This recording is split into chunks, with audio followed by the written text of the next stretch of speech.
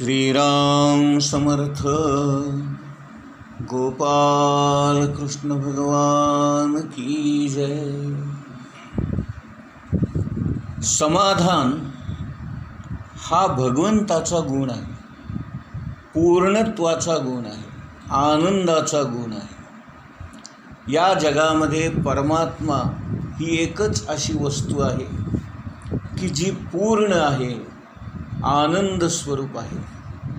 तेव्हा शाश्वत परमात्म तत्व जे आहे ते आत्मरूपाने आपल्याजवळच आहे. त्याचा आपण शोध घेतला पाहिजे. ज्ञानेश्वर महाराज हेच आपल्याला सांगू इच्छितात. माणूस म्हटलं की केवळ देहच नव्हे तर त्याला मन असतं आणि त्या देहाच्या आतमध्ये आत्माही असते. आपण सगळीच माणसं देहबुद्धीची असल्यामुळे आपण देहाला महत्त्व देतो आणि आत असणाऱ्या आत्म्याकडे आपण दुर्लक्ष करतो. आपली दृष्टी जी आहे ती बहिर्मुख आहे. आपल्याला सगळं बाहेरचं दिसतं, बाहेरचं ऐकू येतं, बाहेरचं समजतं, बाहेरचं जाणतो, परंतु आत असणाऱ्या आत्म्याला आपण जाणू शकत नाही. तेव्हा प्रत्येकाने ही खबरदारी घ्यायची आहे किंवा हा अभ्यास करायचा आहे की माझ्याच शरीरामध्ये माझा आत्मा आहे आणि तो आहे म्हणून माझं हे शरीर चालतं आहे. त्यामुळे माझ्या आयुष्यात सर्वात जास्त महत्त्व किंवा सर्वात जास्त किंमत या आत्म्याला आहे. त्या आत्म्याचं दर्शन व्हावं, त्याच्याबद्दलचं ज्ञान प्राप्त व्हावं अशी आपल्याला तळमळ लागली पाहिजे आणि त्यासाठी आपण प्रयत्न केले पाहिजे. आणि हे घडून येणं हे आपल्या आयुष्याचं सार्थक आहे. आपणच आपलं कल्याण साधायचं आहे. एकदा का आपल्याला आत्मदर्शन झालं किंवा आत्मज्ञान झालं की मग देह आला काय आणि गेला काय, असला काय आणि नसला काय, अशी आपली अवस्था होईल. आता मूळ प्रश्न हा आहे, जर आत्मा पूर्ण आहे, आनंद स्वरूप आहे, सच्चिदानंद स्वरूप आहे, तर मग तो आपल्याला का दिसत नाही? ज्ञानेश्वर महाराज म्हणतात, हा जो मी आहे ना, खोटा मी, तो या आत्म्याच्या आणि आपल्या मध्ये येतो. माणसामध्ये दोन मी असतात. एक खरा मी जो आत्मस्वरूप असतो आणि दुसरा मध्ये येणारा मी,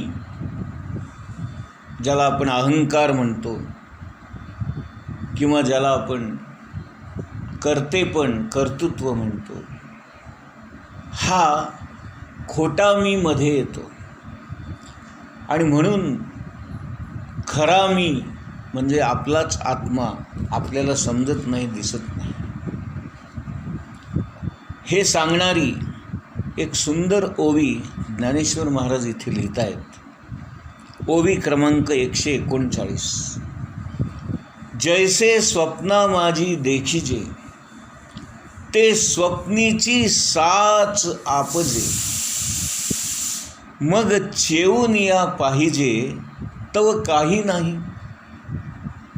ज्ञानेश्वर महाराज म्हणतात, आपण स्वप्नामध्ये जे पाहतो ते स्वप्नामध्येच खरं असतं, पण जागेपणी जर पाहिलं तर काहीच नसतं.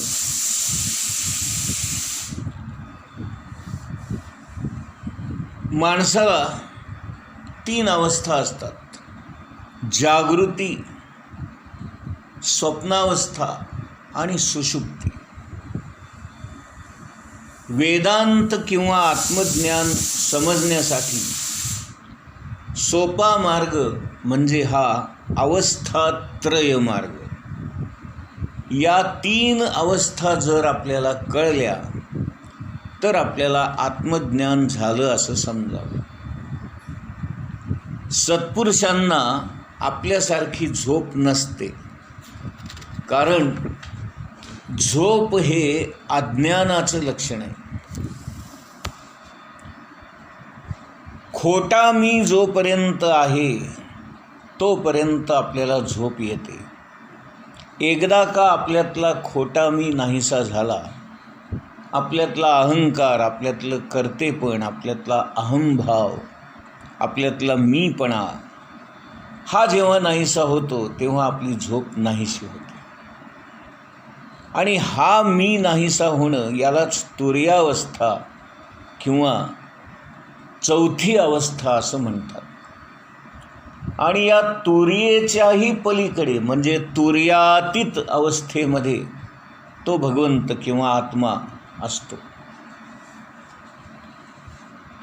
आता वास्तविक पाहता या अवस्था अशा कंपार्टमेंटसारख्या कप्प्याकप्प्याच्या किंवा वेगवेगळ्या नसतात, तर त्या सगळ्या अवस्था एकमेकामध्ये गुंफलेल्या असतात. म्हणजे बघा कसं, आपण जागे आहोत, जागे असतानाच आपल्याला झोप यायला लागते.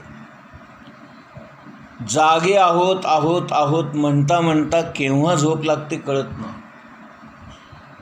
म्हणजे जागृती अवस्थेमधूनच आपण झोपेमध्ये जातो.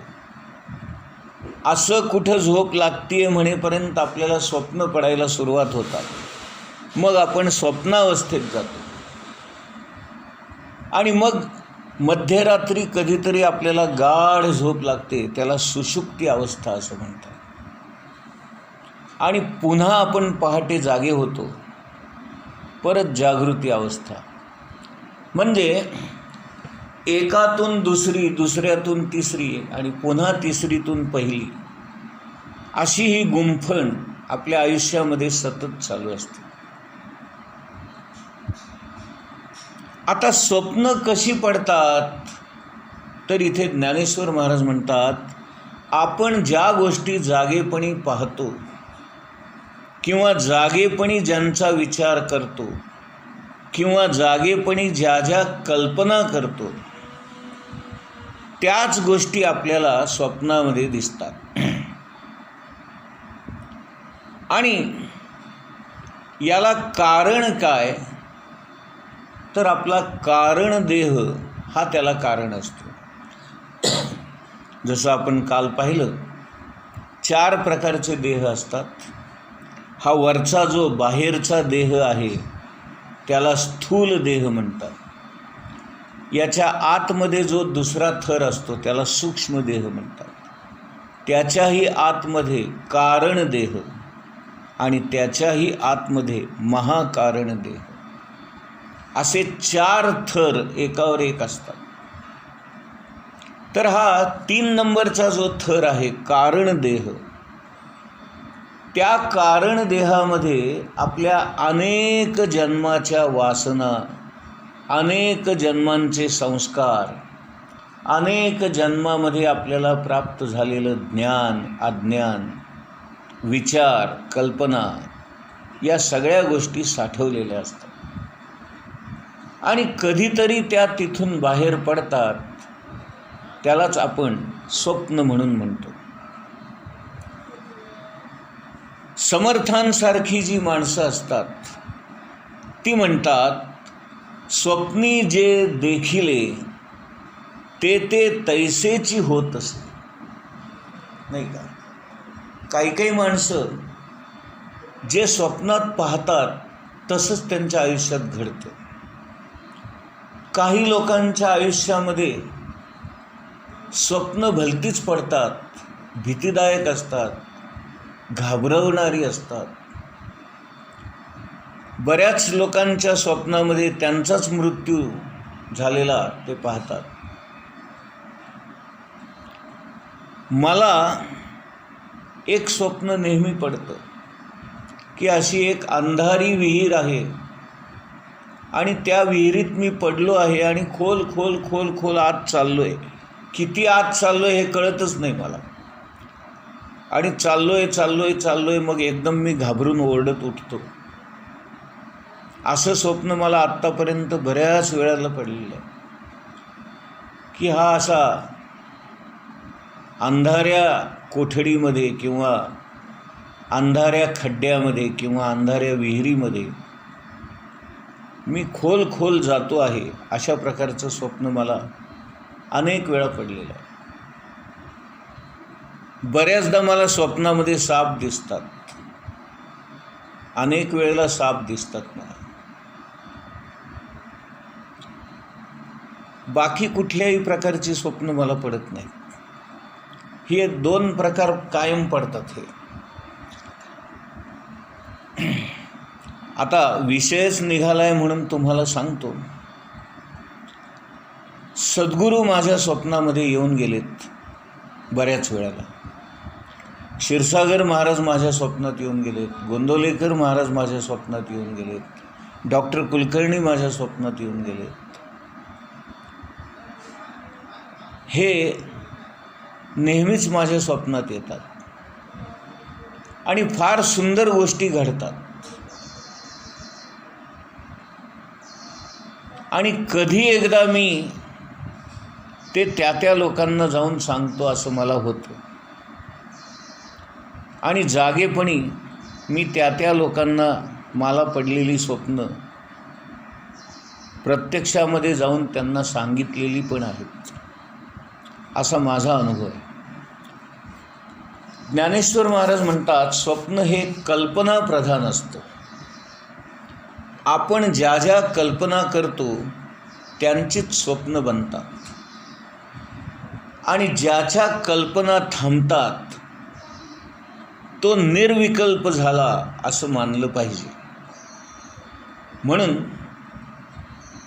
एखाद्या साधकाला ध्यान करता करता समाधी अवस्था लागली किंवा समाधी अवस्थेमध्ये जर तो गेला तर ती समाधी अवस्था 2 प्रकारची असते असं ज्ञानेश्वर महाराज म्हणतात.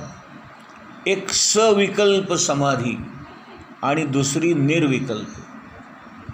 सविकल्प म्हणजे त्याच्या मनामध्ये विकल्प किंवा कल्पना येत असतात आणि निर्विकल्प समाधीमध्ये त्याच्या कल्पना थांबलेल्या असतात, त्याच्या मनामध्ये कोणत्याही प्रकारचे विकल्प येत नाहीत. पुढे ज्ञानेश्वर महाराज म्हणतात, कल्पना जेव्हा अतिशय तीव्र होतात तेव्हा मन त्याच्यामध्ये रमतं आणि मग देहाचा विसर पडतो आणि मग समाधी लागते.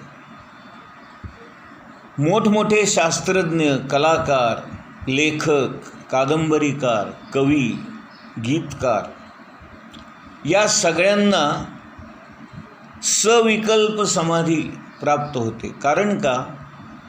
त्यांच्या मनामध्ये जे विकल्प आलेले असतात त्यातूनच त्यांना कथानक सुचतं, कवींना कविता सुचते, चित्रकारांना चित्राचा विषय सुचतो. म्हणून ज्या गोष्टींची मनामध्ये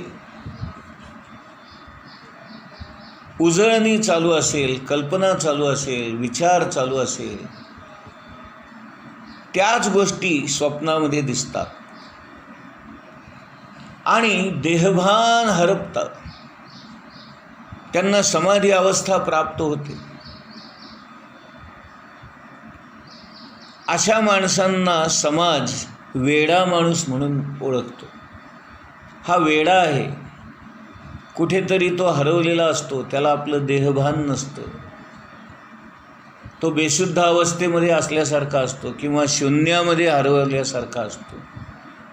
अशा प्रकारचे कॉमेंट्स समाजामध्ये लोक करतात. या बाबतीत माझा अनुभव जर सांगायचा म्हटला तर गाणं म्हणत असताना मला देखील अनेक वेळेला देहभान हरपल्याचं कळतं आणि आपण या जगात नाही, आपण कुठेतरी भलतीकडेच आहोत, याही गोष्टींची मला कधी कधी जाणीव होते. असं म्हटलं जातं गायन वादन संगीत हे भगवंत प्राप्तीचं अत्यंत जवळचं आणि उत्तम साधन आहे. आणि या बाबतीत मी सुखी म्हणा किंवा लकी आहे म्हणा किंवा मी फार भाग्यवान आहे म्हणा की मला या सगळ्या गोष्टी येतात. मला गाता येतं, मला वाजवता येतं, मला काव्य करता येतं, मला भगवंतावर सुंदर भजनं लिहिता येतात, त्यांना चाली लावता येतात.